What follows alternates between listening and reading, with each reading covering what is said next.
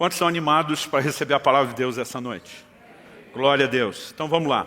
Abra a sua Bíblia, por favor, no livro do profeta Daniel, no capítulo 5. Livro do profeta Daniel, capítulo 5. Eu vou começar lendo primeiro um versículo, que sozinho não comunica aquilo que eu quero compartilhar com vocês, mas só me ajuda a definir o trilho, para onde vamos. Depois, no mesmo texto, Daniel, capítulo 5, eu quero ler um texto bem maior.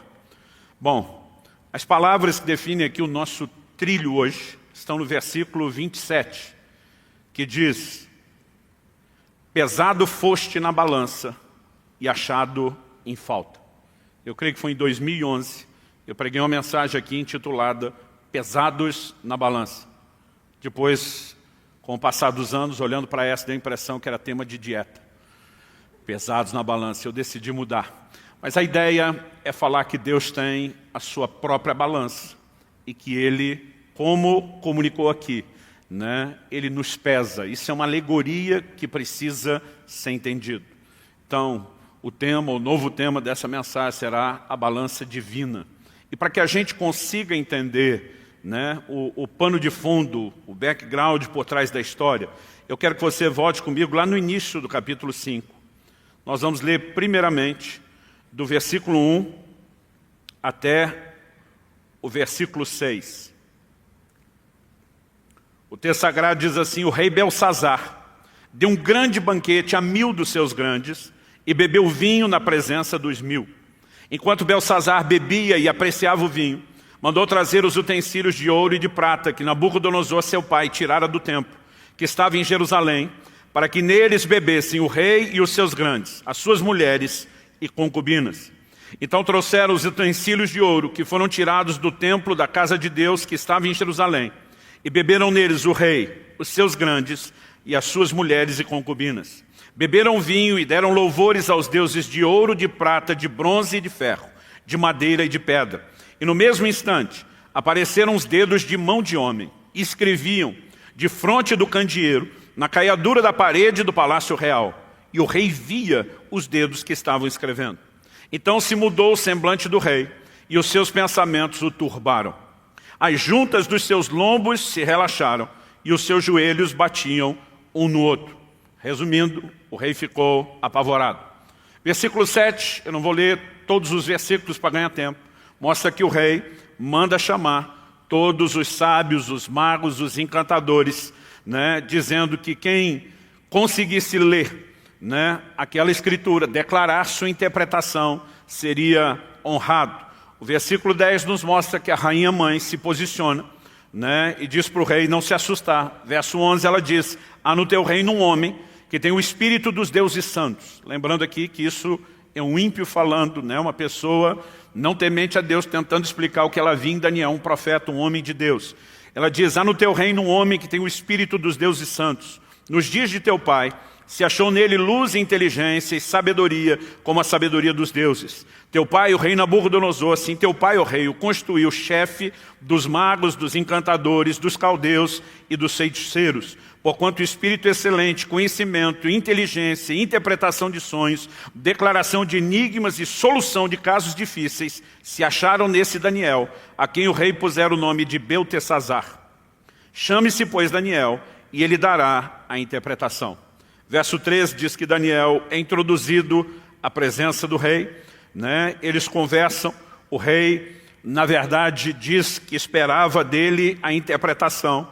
Daniel, nessa altura do campeonato, já idoso, muito tempo na Babilônia, servindo já desde uma geração anterior, entra rasgando no verso 17. Então respondeu Daniel e disse na presença do rei: os teus presentes fiquem contigo e dá os teus prêmios a outrem. Em outras palavras, ele está dizendo: estou nem aí porque você acha que pode soar como recompensa.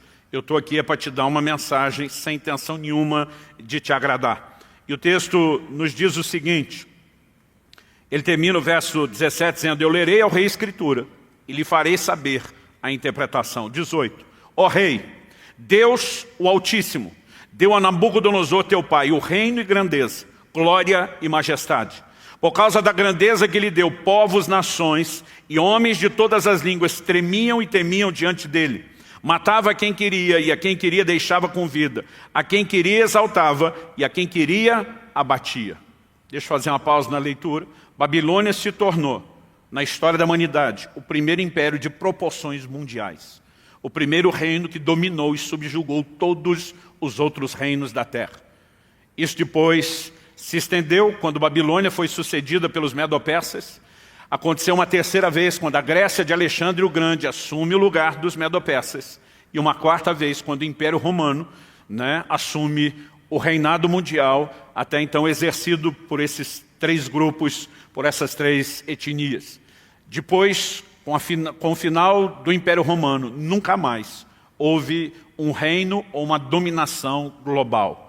Houve tentativas, a lá Napoleão e outras, mas ninguém nunca mais conseguiu essa façanha. Então tente imaginar nesse momento, se até hoje nunca mais houve uma repetição disso.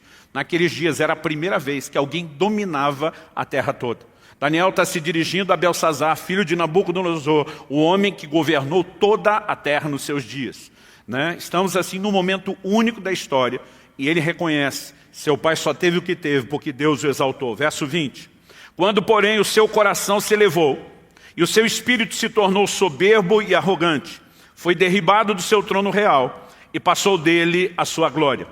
Foi expulso dentre os filhos dos homens e o seu coração foi feito semelhante ao dos animais e a sua morada foi com os jumentos monteses. Deram-lhe a comer erva como aos bois e do orvalho do céu foi molhado o seu corpo, até que conheceu que Deus, o Altíssimo, tem domínio sobre o reino dos homens e a quem quer constitui sobre ele. Depois, se você quiser detalhes desse episódio, está no capítulo 4 do livro de Daniel.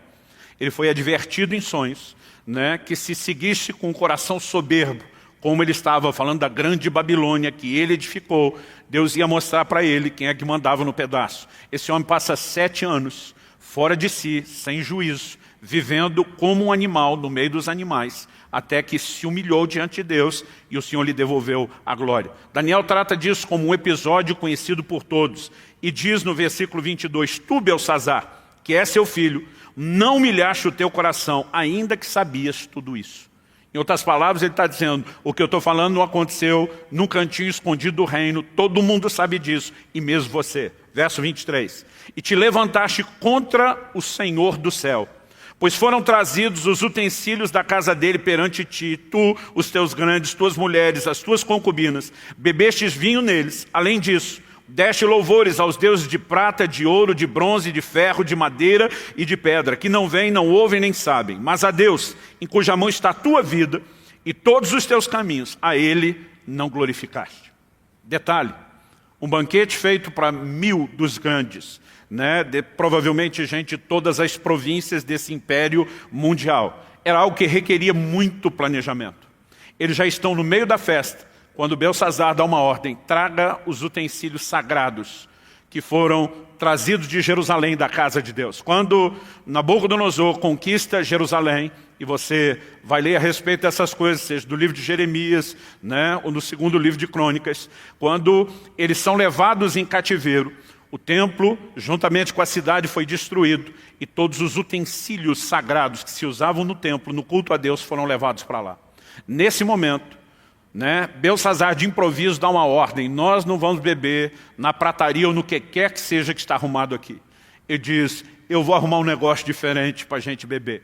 E aquilo não era para embelezar a festa, era que enquanto eles cultuavam os seus deuses, era uma maneira de afrontar e de profanar os utensílios do culto sagrado a Deus. Ou seja, há uma atitude deliberada de rebelião a Deus quando ele age dessa forma. Verso 24. Então da parte dele foi enviada aquela mão que traçou essa escritura. Essa, pois, é a escritura que se traçou. Não sabemos se aquilo eram símbolos, se era uma língua não conhecida, mas aparentemente ele está tentando trazer agora para a língua que o rei fala. E ele diz, essa é a escritura que se traçou, mene, mene, tekel, parsim. Essa é a interpretação daquilo, mene, a palavra que é apresentada 2 vezes. Contou Deus o teu reino e deu cabo dele. Tekel, pesado foste na balança e achado em falta. Pérez, que é considerado a forma plural né, de Parsim, dividido foi o teu reino e dado aos medos e aos persas. Versículo 30 diz assim, naquela mesma noite foi morto Belsazar, rei dos caldeus, e Dario, o Medo, verso 31, com cerca de 62 anos, se apoderou do reino. Em outras palavras, o juízo de Deus se estabeleceu de forma definitiva sobre Babilônia e de uma maneira direta, pessoal, para com Belsazar. Agora, eu quero tomar essa cena e essa palavra de juízo, que Deus quis que ficasse registrado não apenas para que a gente soubesse o que aconteceu um dia na história, mas para que também a gente pudesse aprender com isso. E eu quero destacar que ao fazer essa menção do pesado foste na balança e achado em falta, Deus está falando de um tipo de balança diferente do que a gente usou. Embora, quando era garoto, ainda havia coisas parecidas no meio dos feirantes, né? Já há muito tempo não é o tipo de balança que se usa. Eu queria mostrar uma foto, né? É lógico que as fotos que eu colhi aqui na internet não são de balanças tão antigas quanto aquela época, né? Mas normalmente você tem essa balança com dois pratos. O que temos ali na base, né, da balança são pesos distintos, né? Então, por exemplo, meio quilo, 1 quilo. A ideia dos pratos era gerar um equilíbrio. Tem a outra balança, às vezes ela era suspensa, né? Então se colocava um peso padrão em uma e se colocava o que quer que fosse que seria comparado com o peso padrão na outra, né? Então no nosso sistema de medidas, 1 quilo. Você vai ver na Bíblia outros tipos de medidas que eles usavam. Então normalmente aquilo, né, precisava se equilibrar. Aliás, a etimologia, a origem da palavra equilibrar, equi no latim significa igual, libra significa peso, é pesos iguais. Era quando os pratos se juntavam, né? A palavra balança, muito conhecida, né, dentro do contexto do Império Romano, no latim, é lance ou lance, é a palavra que significa prato, e bi são 2 pratos, né? Tanto que no inglês o termo balance é usado para falar de equilíbrio.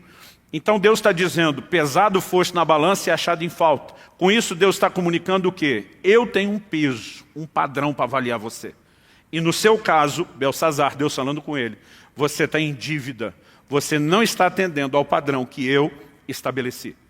Interessante que Deus não apenas mostra que Ele tem um padrão a respeito do qual Ele nos cobra, mas isso também nos ajuda a entender essa ideia da balança. Antes de eu entrar direto no aspecto prático disso, eu queria só destacar alguns textos que nos ajudam a pensar da forma como eles na antiguidade pensavam sobre a balança. Provérbios 16:11, por exemplo, diz, peso e balança justos pertencem ao Senhor.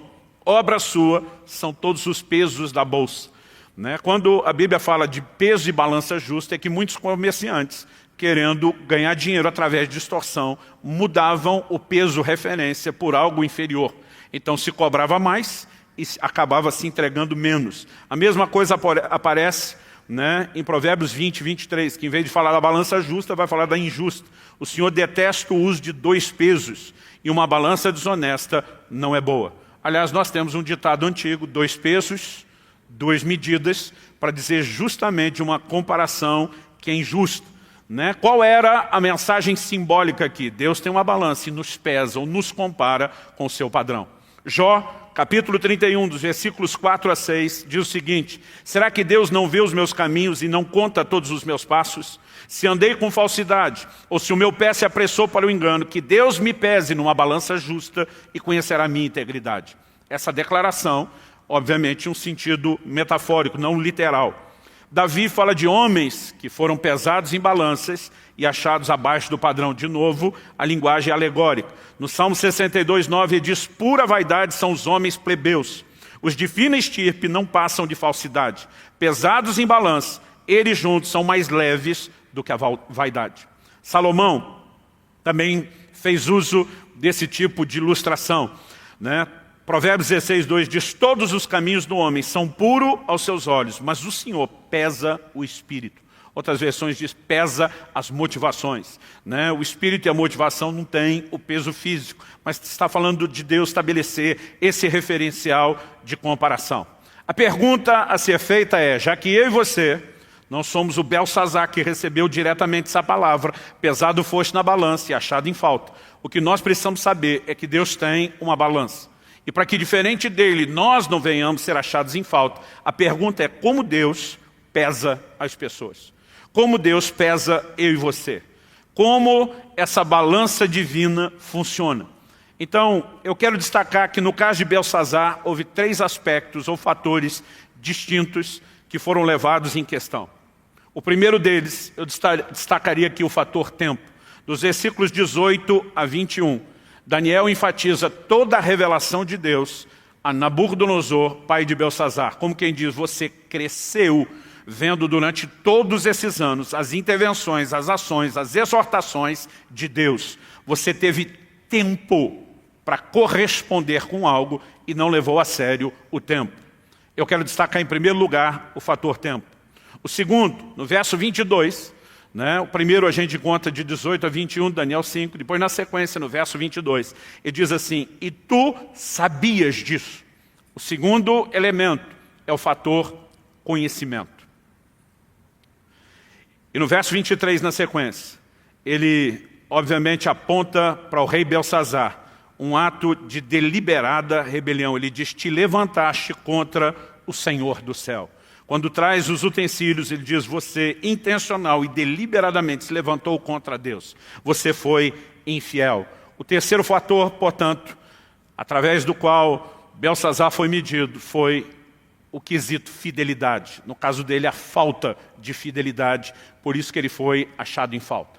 E esses 3 fatores, tempo, conhecimento e fidelidade, eles também aparecem no ensino claro do Novo Testamento, para mim e para você, povo de Deus, povo da nova aliança, povo da graça, como fatores que Deus usa para também pesar as nossas vidas. Então, é a respeito disso que eu quero que a gente possa conversar agora.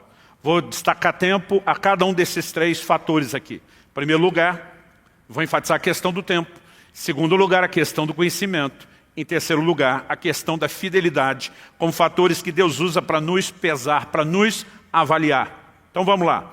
Em primeiro lugar, fator tempo. A expectativa aumenta com o passar do tempo e a responsabilidade de crescer. Seja quando um pai olha para o filho em casa, que está crescendo, seja quando Deus olha para a gente em relação a esse aspecto de paternidade espiritual e a expectativa de crescimento espiritual. Aliás, falando tanto de uma coisa como outra, na verdade um paralelo que serve dos 2 lados. O apóstolo Paulo diz em 1 Coríntios, capítulo 13, versículo 11, quando eu era menino, falava com menino, sentia com menino, pensava com menino. Quando cheguei a ser homem, desisti das coisas próprias de menino. Nenhum pai se incomoda quando a criança ali de 2, 3 anos grita lá do banheiro, pai, vem me limpar. Mas se o garoto, depois de 18 anos de idade, alistado no exército, fizer esse mesmo pedido, a coisa vai soar não só estranha, mas talvez se torne uma questão problemática. Se espera que a conduta e o comportamento mude com o tempo. Por quê? Com o tempo, a oportunidade de crescimento, a oportunidade de amadurecimento. Então, essa aplicação é feita de maneira muito clara no sentido espiritual, lá no livro de Hebreus. Em Hebreus, no capítulo 5, e no versículo 12, a Bíblia diz assim, pois quando já deviam ser mestres, levando em conta o tempo decorrido, preste atenção nessa frase, levando em conta o tempo decorrido, vocês têm novamente necessidade de que alguém lhes ensine quais são os princípios elementares dos oráculos de Deus. Os oráculos aqui são as falas, a palavra de Deus.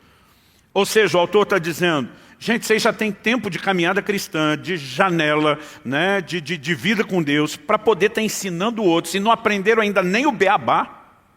Basicamente, ele está dizendo, a expectativa em função do tempo é que vocês tinham que estar ensinando quando vocês nem aprenderam direito.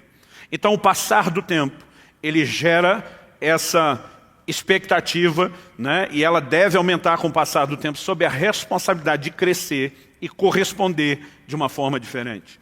Em 1 Timóteo, capítulo 3, versículo 6, o apóstolo Paulo começa no início do capítulo falando sobre aqueles que almejam ser bispos, querem não apenas servir a Deus, mas um posicionamento de liderança dentro da casa de Deus. Ele mostra que além de desejar isso, de ter o anseio, essa pessoa deve apresentar qualificações. Depois das qualificações, ela ainda será aprovada. Só depois de ser aprovada é que ela poderá, se depois da prova passar nela, ser estabelecida. Quando ele ainda está apresentando as qualificações, ele diz em 1 Timóteo 3,6, que o bispo não seja recém-convertido. Algumas traduções usam o termo neófito, significa novo na fé, ou seja, recém-convertido. Que o bispo não seja recém-convertido, para não acontecer que fique cheio de orgulho e incorra na condenação do diabo. Em outras palavras, o que está se dizendo é que alguém que ainda não tem muito tempo de caminhada na vida cristã está vulnerável a determinadas ciladas que quem tem tempo e teve oportunidade para crescer já não estaria tão vulnerável. Não significa que o tempo por si resolva todas as coisas, porque a mensagem de Hebreus 5,12 mostra que tem gente que o tempo passa e ele não necessariamente corresponde, mas o tempo é um fator para cobrança. E isso não pode ser ignorado. Aliás, em Atos, no capítulo 21, no versículo 16, a Bíblia, numa pequena frase, nos ensina algo fantástico. A Bíblia se refere a uma pessoa dizendo assim, Minason, de Chipre, discípulo antigo. Quando diz Minason, é uma referência ao seu nome, à identidade. Quando diz de Chipre, está falando, no mínimo, da procedência, da naturalidade. O texto não é claro se ele morava lá ou se só nasceu lá. Mas depois traz o que eu chamo aqui de uma virtude velada. Discípulo antigo. Algumas poucas traduções dizem discípulo velho. Eu gosto da tradução discípulo antigo. Porque o que está em questão não é a idade do discípulo. É quanto tempo ele é discípulo de Cristo. Se fosse isso, era só dizer que o cara era velho, que ele era um ancião, ou numa linguagem bíblica polida, avançado em dias. Mas quando a Bíblia diz discípulo antigo, está dizendo, esse tem história, esse foi testado, esse foi aprovado, esse tem anos de janela na caminhada cristã. E eu chamo isso de uma virtude velada, porque a experiência é algo que a gente passa a valorizar muito mais com o tempo. Eu me lembro, no meu primeiro ano de ministério pastoral, pastor Francisco, que hoje é parte aqui do nosso presbitério, que foi um dos que botou a mão na minha cabeça, me ordenou e me estabeleceu no ministério quando servia no interior do Paraná. Eu me lembro de um dia ele olhar para mim e falou, bonitão, se você acha que você vai ter um reconhecimento rápido de toda a igreja para o seu ministério e a sua liderança, você está enganado. Ele diz no mínimo de 2 a 3 anos para que a igreja de fato te reconheça e te respeite como líder. Eu falei, vamos diminuir essa conta que eu já estou aqui 1 ano antes de ser ordenado. Ele falou, por isso que eu disse de 2 a 3, já levando em conta isso. E dentro de mim eu pensei, sabe de nada. Aliás, é impressionante a atitude que normalmente os jovens têm, nem sempre verbalizado, de olhar para os mais velhos e lá dentro deles acreditar, eu é que sei das coisas. E a gente é que tem vontade de dizer, sabe de nada, inocente. Eu dentro de mim falei, pois se essa é a sua estatística, agora você vai conhecer algo diferente. Nada, eu precisei de 2 ou 3 anos para dizer, eu estava errado, ele estava certo. E agora, depois de quase 27 anos de ministério pastoral, a maioria dos que eu ordenei ouviu de mim aqui exatamente a mesma história. Eu dizia, construa isso com calma e com paciência. Não se deixe desanimar quando você lidar com a falta de reconhecimento de alguns. Tem coisas que a gente só constrói com o tempo. E nós precisamos entender que isso é de fato o que eu tenho chamado aqui de uma virtude velada, escondida. Tempo significa bagagem, experiência acumulada, teste, prova, gente experimentada. Agora, esse fator que muitas vezes também era o que fazia com que as pessoas olhassem para alguém e diziam, estamos valorizando, também é o fator de cobrança. É lógico que nós não podemos cobrar de uma criança aquilo que ela não teve tempo para crescer. Eu sempre conto uma história de uma ocasião em que chamei a atenção do meu filho, ele fez alguma criancice, porque era muito garoto, ele devia ter lá seus 7, 8 anos, se eu tiver errado, no máximo 9. E eu lembro que eu dei uma bronca no meu filho, falei, Israel, para com isso, você parece criança. Ele parou, olhou para mim e falou, pai, eu sou criança. A turma lá em casa diz que apesar do meu lado gaiato, muitas vezes minhas brincadeiras eu falo tão sério que eles não conseguem saber se a gente está brincando. E eu estava dizendo, pois é filho, era exatamente isso que papai estava dizendo. Agora, já houve momentos, depois de crescido, eu dizer, estou de olho em você. Não haja como criança. É lógico que com o passar do tempo há uma expectativa de crescimento. Isso não é o que a gente tem só com os filhos naturais, mas Deus, com seus filhos espirituais, externa exatamente a mesma coisa na Bíblia. Isso significa o quê? Que à medida que os anos passam, depois da minha e da sua decisão por Jesus, o nível pelo qual eu e você somos medidos, somos comparados, seremos cobrados, aumenta. Então, se você já tinha um problema de não gostar de a cada ano fazer aniversário e ficar mais velho, acrescente a isso o fato de a cobrança de Deus aumenta com você à medida que o tempo passa. O segundo fator pelo qual eu e você seremos cobrados, fator conhecimento. E se você puder me acompanhar, eu quero ler um texto do Evangelho de Lucas. Lucas, capítulo 12. Eu quero ler especificamente os versículos 47 e 48. O tempo não permite a gente ler o texto todo, eu vou direto nesses versículos 47 e 48, que dizem assim: aquele servo, porém, que conheceu a vontade do seu senhor e não se aprontou, nem fez segundo a sua vontade, será punido com muitos açoites. Aquele, porém, que não soube a vontade do seu senhor e fez coisas dignas de reprovação, levará poucos açoites. Mas aquele a quem muito foi dado, muito lhe será exigido. E aquele a quem muito se confia, muito mais lhe pedirão. Então vamos lá. O que esses dois servos, um apresentado no verso 47, outro apresentado no verso 48, têm em comum? A Bíblia diz que nenhum dos dois fez a vontade do seu Senhor. E não apenas não fizeram o que lhes foi dito que deveria ser feito, mas houve ainda o destaque aqui para coisas dignas de reprovação. Então nenhum dos dois fez o que se esperava deles, nenhum dos dois fez aquilo que lhe foi mandado. Isso eles têm em comum. Também podemos dizer que os dois têm em comum a consequência. Ambos foram julgados, ambos foram punidos, ambos receberam açoites. Agora, o que eles têm de diferente? Não apenas a quantidade de açoites. O primeiro, que conheceu a vontade do seu Senhor e não fez, foi punido com muitos açoites. O outro, que não conheceu e porque não conheceu não fez, foi punido com poucos. Então, aqui nós temos um elemento de distinção. Um punido com muito, porque conhecia, o outro com menos, porque não conhecia.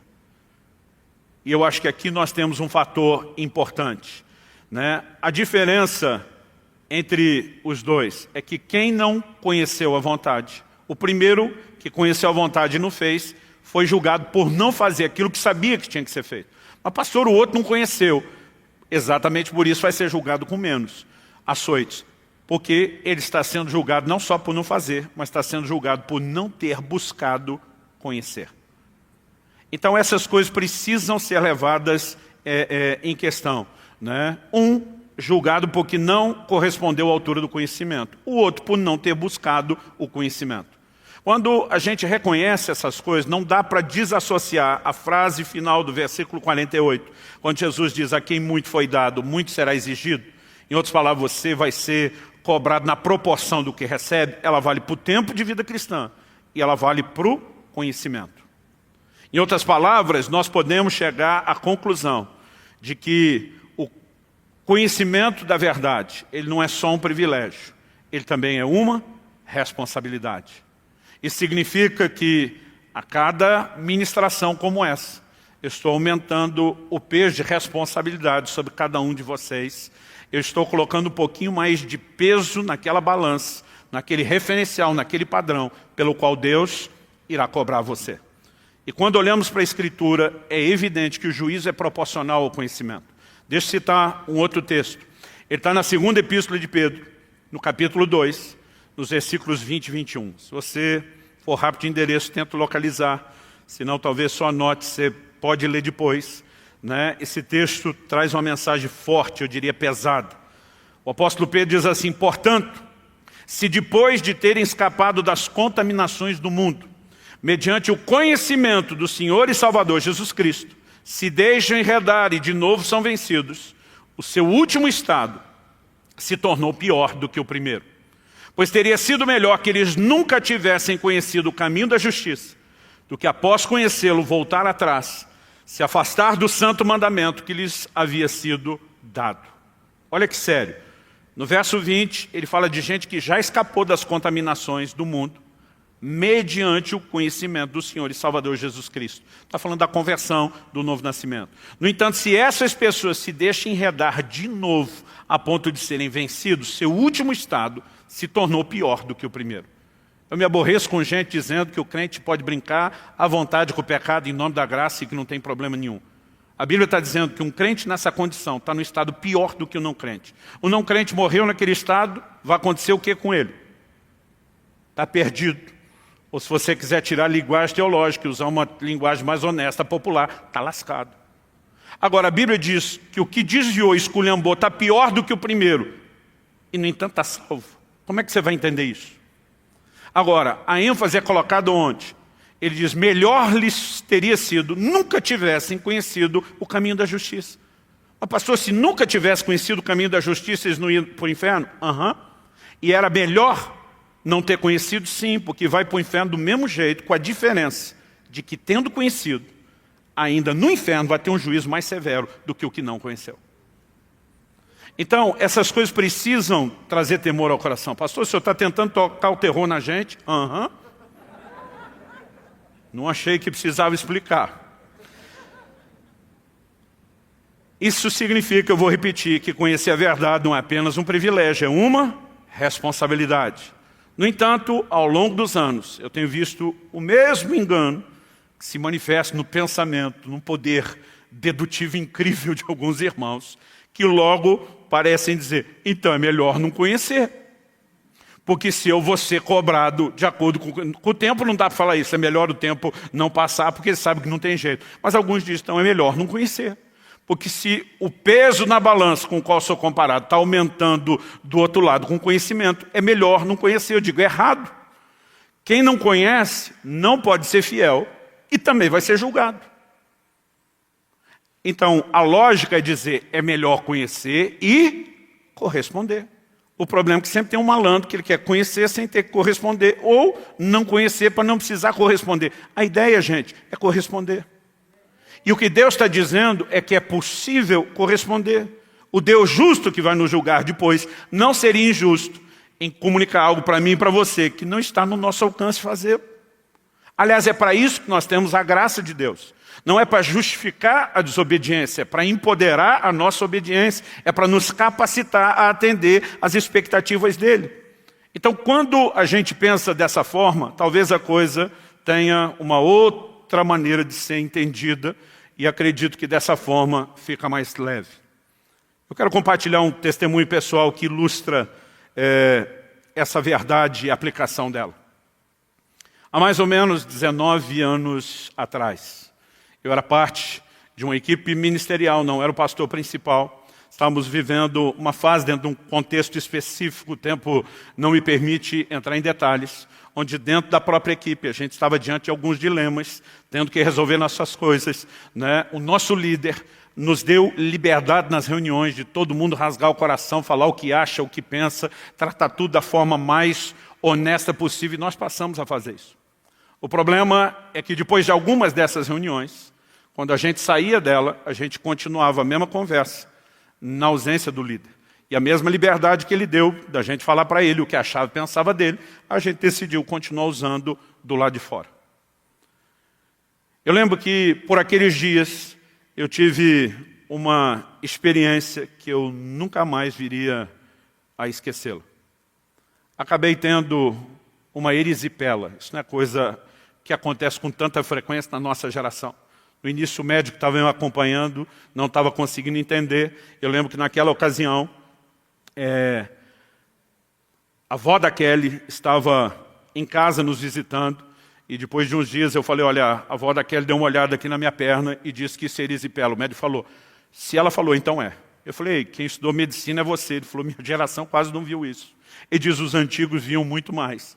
Né? Ele diz, em cima do que ela está falando, nós vamos fazer a checagem e descobrir o que era isso. Pastor, o que é isso? Uma bactéria que normalmente entra. Né? No meu caso, provavelmente, a gente tinha essa mania de jogar bola no campo de futebol, muitas vezes descalço, pé no chão. Ele falou, talvez um ferimento no pé, o senhor tenha se exposto.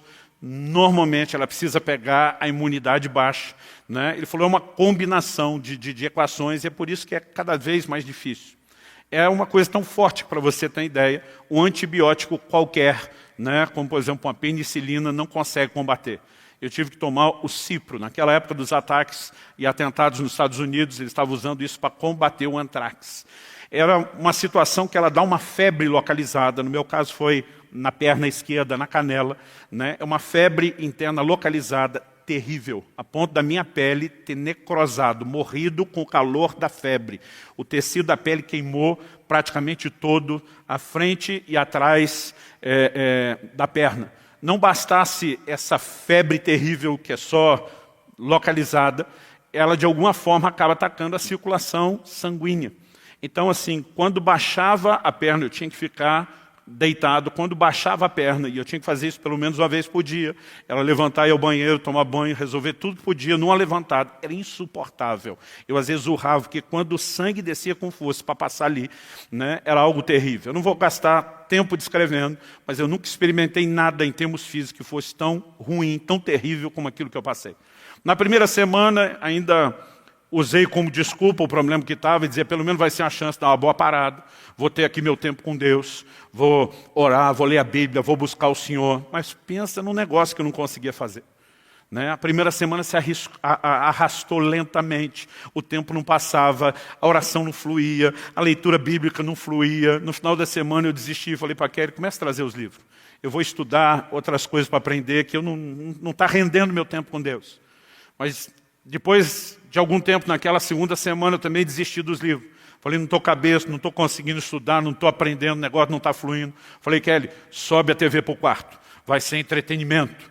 Né? Eu lembro que a Kelly me olhou e falei, não sei, o céu está de bronze, está desconectado, o negócio não está fluindo. E aquilo me preocupava.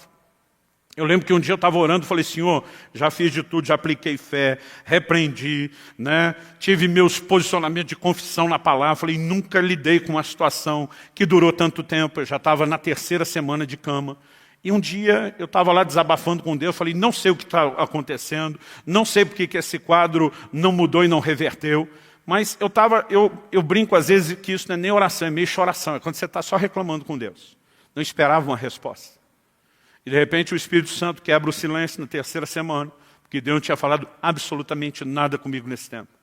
E ele, de uma maneira muito nítida e clara, diz, você foi ferido por Satanás, porque deu brecha e espaço para que ele te ferisse. Eu levei um susto. Como que eu dei brecha? Né? Não sei se você já teve essas crises do seu orgulho de santidade, achando que é grandes coisas, né? Sem conseguir enxergar o que Deus ou os outros estão chamando a atenção. E na hora eu fiquei indignado. Falei, como eu dei brecha? E o Senhor falou ao meu coração, e diz, você fez isso quando cometeu o pecado da maledicência. Eu falei, seja específico. O Senhor disse, cada vez que fora das reuniões, vocês se uniram para continuar a conversa, falando do seu líder, você estava cometendo o pecado da maledicência. Eu falei para Deus, nada que ele não saiba e que a gente não tenha falado na frente dele. O Espírito Santo diz, pois é, tem 2 tipos de maledicente. O falso e o honesto. Você é o honesto, mas ainda é maledicente. E eu levei um susto com aquilo. O Espírito Santo me fez uma pergunta.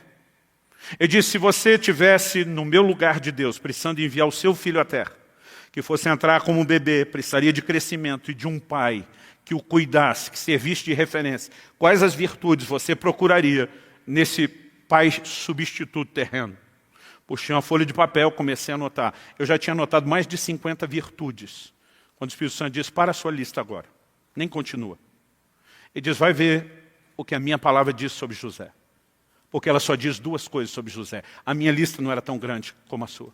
E quando eu fui conferir o que a Bíblia dizia sobre José, a Bíblia só diz assim, que José era justo e que ele não quis difamar Maria quando soube que ela estava grávida. Lembrando que até então ele não tem a explicação de que aquilo é do Espírito Santo. A intenção dele deixá-lo é porque ele tem uma dedução racional, meramente humana. Se ela está grávida e não fui eu, alguém chegou primeiro. Em outras palavras, Maria me traiu. Enquanto ele está pensando dessa forma, ele decide fechar a boca e diz, não falo nada, para que ela não seja difamada. Deus disse, quando eu olhei para a terra, achar um homem, eu só precisava de alguém justo e que não abrisse a sua boca contra ninguém. E pela primeira vez eu entendi o quão sério era esse pecado. Mas mesmo entendendo a seriedade do pecado, falei para Deus, então metade da cidade tinha que estar de cama. Pelo menos. Sabe o que o Espírito Santo me disse? Ele diz, metade da cidade não tem a luz e o conhecimento da palavra que você tem. Em outras palavras, você está sendo cobrado de acordo com muito que lhe foi dado. Portanto, conhecer a verdade não é só um privilégio. Sempre será um privilégio, mas não é só um privilégio. Ela também é uma responsabilidade. Quem está entendendo, diga amém. Terceiro e último lugar, o fator fidelidade. Todos fomos chamados para a obediência. Eu gosto quando o apóstolo Pedro diz em 1 de Pedro, capítulo 1, verso 2, que nós fomos eleitos, segundo a presciência de Deus Pai, em santificação do Espírito, para a obediência e a aspersão do sangue de Jesus Cristo. Da mesma forma, né, que nós fomos eleitos em santificação do Espírito, para a aspersão do sangue, a Bíblia diz foi para obediência. Se há algo que tem que marcar a vida do discípulo, é isso. Em Romanos capítulo 16, nos versos 25 e 26, Paulo fala da obediência da fé. A obediência não é um substituto da fé, ela é uma expressão da fé.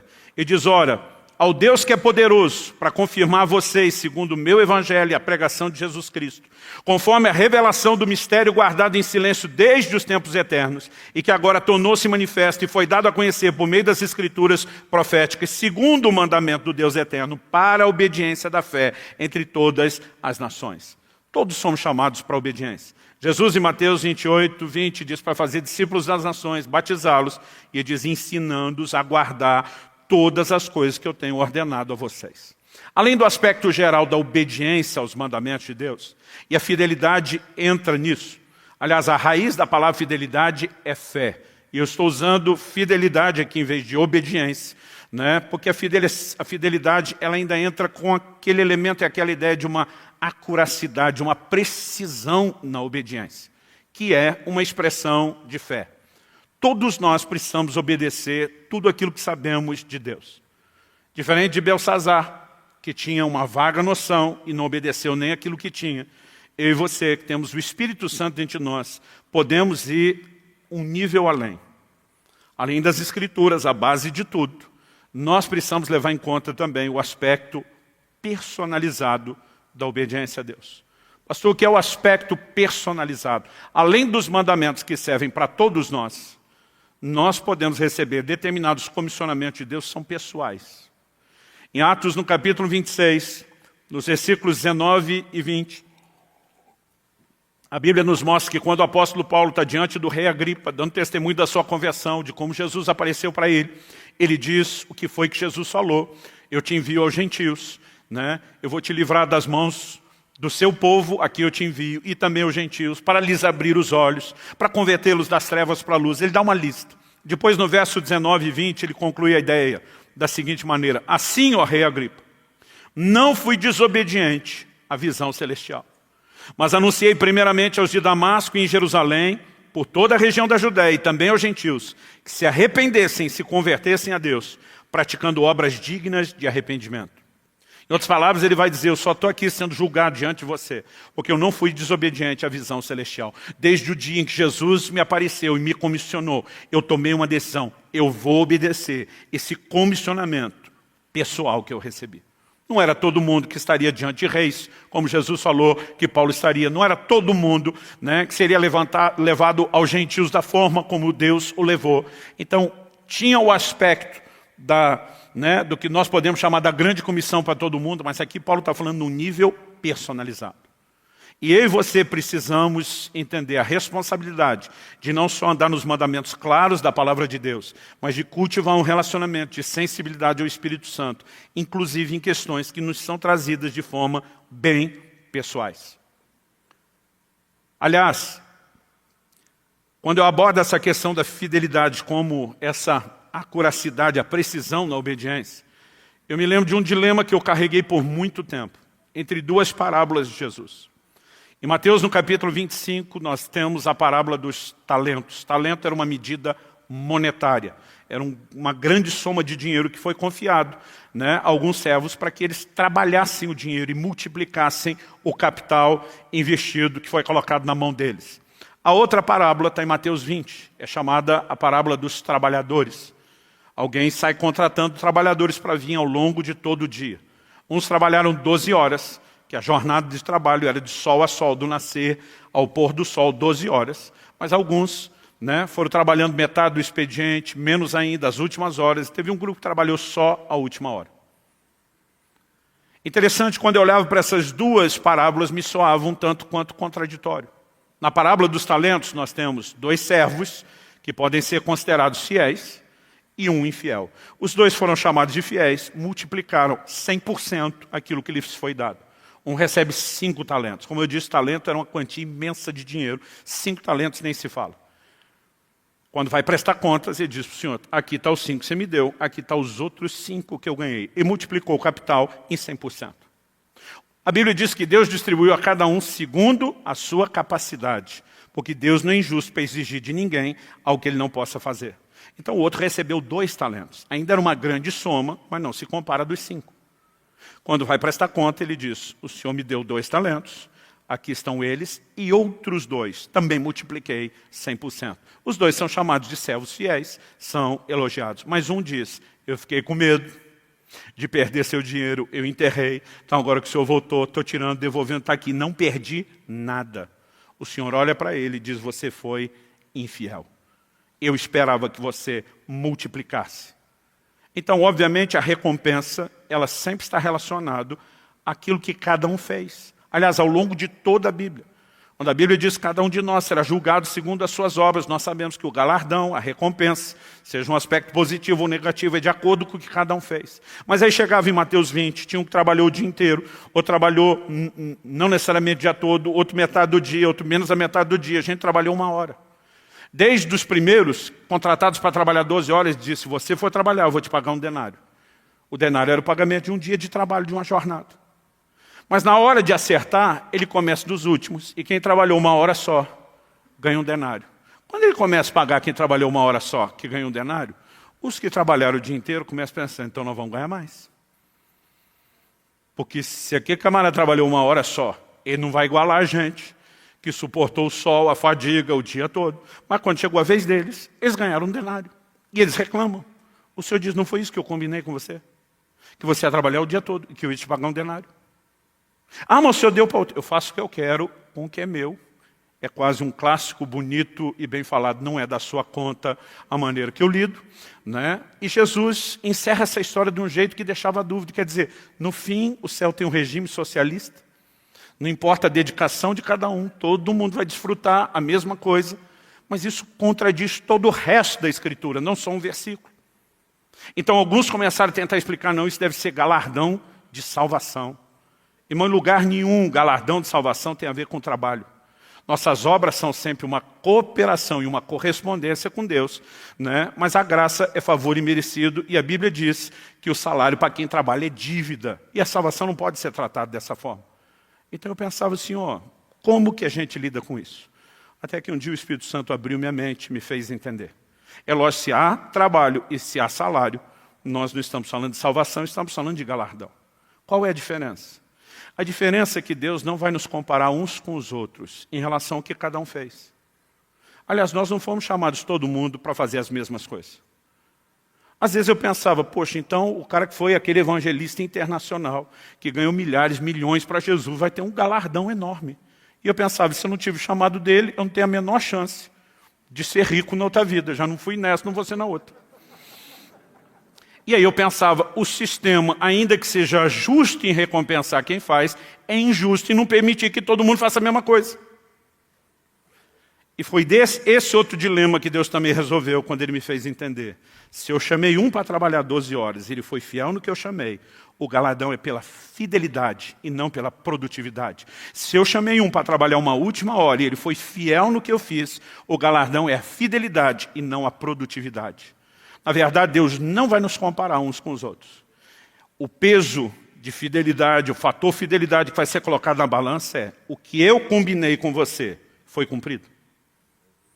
E nós vivemos uma época de muita comparação, onde isso se torna uma armadilha. Anos atrás, quando tinha batido a marca de 1 milhão de exemplares dos meus livros distribuídos, eu acho que agora nós devemos estar algo em torno de 1,5 milhão, uma pessoa falou para mim, pastor do céu, eu estava aqui fazendo as contas, e me dá medo quando alguém diz, estou fazendo as contas. Ele disse, se o senhor ficar só com o royalty de escritor, royalty padrão, naquela época, pelo menos que o dólar não estava tão alto como hoje, era o padrão internacional, $1 por livro. Foi 1 milhão de exemplares, $1 milhão. Foi pastor. O senhor já poderia ser milionário se não tivesse decidido não ganhar com seus livros. Eu olhei para ele e falei, o diabo me fez a mesma conta outro dia. Aí ele ficou sem graça, falei, não falei que você foi enviado pelo diabo. Só falei que vocês estão pensando parecido. Eu falei, eu tenho a palavra de Deus que eu não posso ganhar com os meus livros. Outro dia o irmão falou, pastor, em outra língua que não seja o português. Eu falei, não é meu livro? Ele falou, é. Eu falei, não muda, porque a turma está sempre tentando achar uma brecha na lei. Eu um dia vou estar diante do Senhor. Isso não significa, gente, que ninguém possa. Uma vez contei essa história, o irmão falou, está certo, errado essa turma aqui. Eu falei, errado nada, a Bíblia diz que o trabalhador é digno do seu salário. Quando Paulo diz que ele não quis ganhar das igrejas, não significa que o que ele ensina sobre a igreja honrar aqueles que o servem seja errado. Mas ele teve uma direção diferente. E eu falei para essa pessoa, eu tive um direcionamento diferente. Falei, você acha que eu já não falei para Deus? Por que o Senhor não pediu isso para todo mundo que escreve? Mas ele não tem que dar satisfação para a gente. A verdade é que um dia eu vou estar diante dele, ele não vai me perguntar, quantos livros você vendeu? Ele não vai me perguntar, quanto dinheiro você ganhou com isso? Ele vai me perguntar, você fez o que eu mandei você fazer?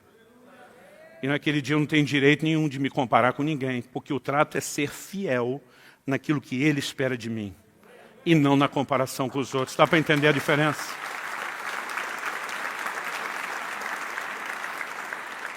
Então pode ser que nessa área minha balança seja mais pesada do que de alguns. Como pode ser que para outros, nessa área, a balança deles esteja mais leve do que a de outros. Mas o fato é que há uma balança. Deus tem o seu peso e Ele tem um padrão de comparação. Eles envolvem 3 coisas. O fator tempo, o fator conhecimento e o fator fidelidade. Não se limita a isso, mas esses 3 são muito recorrentes na Bíblia e era isso que eu queria entregar para você. Eu quero concluir dizendo o seguinte, cada um de nós será pesado, né, comparado ao padrão por Deus. Romanos, capítulo 14, nos diz o seguinte no verso 10, pois todos temos de comparecer diante do tribunal de Deus. O verso 12 diz, assim, pois cada um de nós prestará contas de si mesmo diante de Deus. Então, qual a razão de comparecer diante do tribunal dele? Julgamento, prestação de contas. Ao mesmo tempo que a Bíblia diz todos, o grupo todo mundo vai para lá, a Bíblia também diz, cada um de nós prestará conta de si mesmo. Então, todo mundo tem que passar lá, mas o processo não é coletivo, é individual. Cada um responde pelo seu chamado e pelo que fez e dá conta de si. Eu não preciso dar conta de você, você não precisa dar conta de mim. Cada um tem que dar conta de si.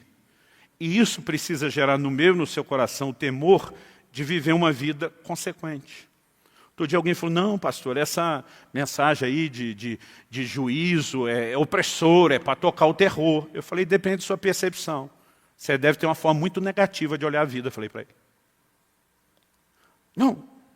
O senhor parar para pensar que Deus vai te julgar no final, não é um negócio assustador? Eu falei, assustador seria descobrir o julgamento só quando chegasse lá. Aí você não teria tido oportunidade nenhuma de moldar o seu estilo de vida. Mas Deus avisa antes, você vai ser julgado. Vai ser julgado por isso, pelo tempo. Vai ser julgado por isso, pelo conhecimento. Vai ser julgado por isso, pela fidelidade. O que Ele está nos oferecendo? Uma oportunidade de evitar um resultado ruim no dia final. Então o Deus que além de ser justo, ainda está demonstrando bondade, dizendo, não precisa dar ruim para você naquele dia. Como que essa mensagem é ruim? É ruim para quem quer desfrutar do bônus, sem o ônus do compromisso com Deus.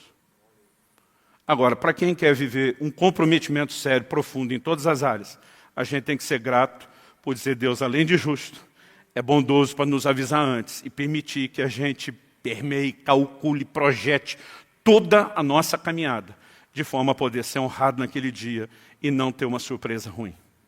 Eu vivo a minha vida em função desse dia, do dia que eu vou estar diante do Senhor e ouvir dele, servo bom e fiel.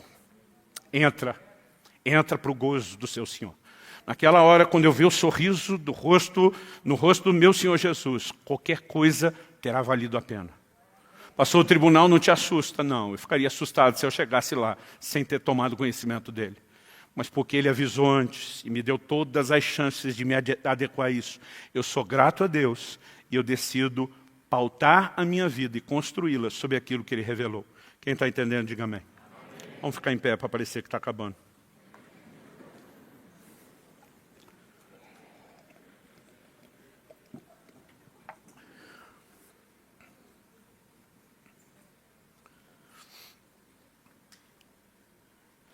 Eu não vou me estender, nós já vamos passar para a ceia.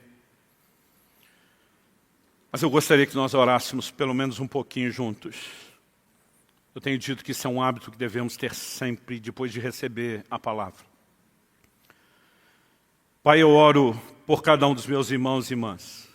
Cada um que está conosco nessa reunião presencial. Aqueles que nos acompanham pela internet, seja ao vivo ou por meio de uma gravação. Eu oro que a Tua palavra produza fruto no coração de cada um deles. Nós oramos não apenas por entendimento espiritual, como também por aquela aplicação pessoal que só o Teu Espírito pode fazer. Nós oramos pela capacidade de não apenas pensar e avaliar aquilo que o Senhor está dizendo, mas de conseguir, ó Deus, ter a contextualização dessas verdades pela obra do Teu Espírito Santo dentro de si. Que cada um seja levado pelo Senhor, pela expressão e a manifestação da sua graça a viver esse aspecto. Suplicamos graça e favor do Senhor sobre cada um, sem exceção. Ajuda-nos a entender a maneira como temos vivido em relação aos Teus princípios, se estamos nos adequando ou não às expectativas, seja do fator tempo, do fator conhecimento ou do fator fidelidade. Aquelas áreas onde a gente reconhece que não tem aproveitado como deveria, eu oro que possa haver conserto. Mesmo se alguma área, ó Deus, tenha havido uma deliberada resistência ou descaso ao Senhor e aos seus princípios, eu oro por arrependimento e restauração. Eu oro que a Tua graça, que não apenas perdoa as nossas faltas, mas nos capacita a mudar a nossa história, que ela se manifeste em favor de cada um. Que os nossos corações sejam encorajados de forma sobrenatural a trilhar da forma correta diante do Senhor, a pautar os nossos caminhos de forma responsável e consequente, sabendo que há uma balança divina, sabendo que nós seremos pesados, comparados não uns com os outros, mas ao Teu padrão.